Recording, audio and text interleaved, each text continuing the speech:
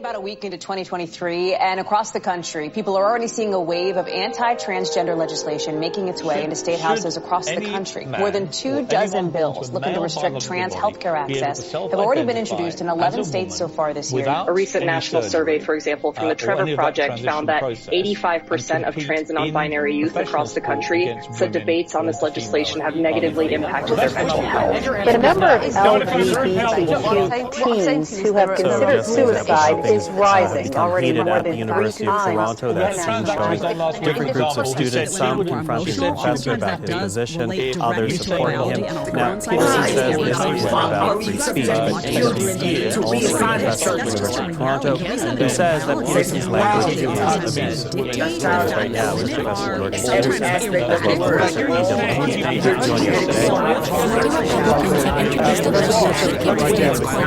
joining us today. There can be no middle way in dealing with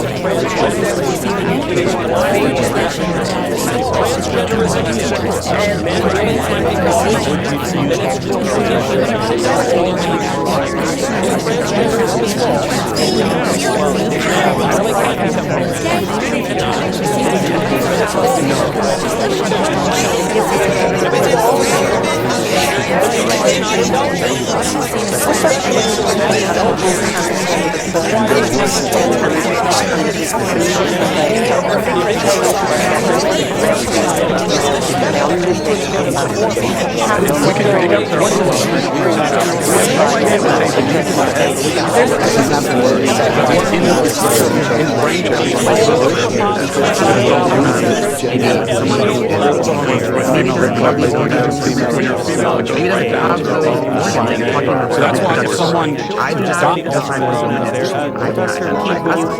womanhood, something that is an umbrella term, shall not be infringed.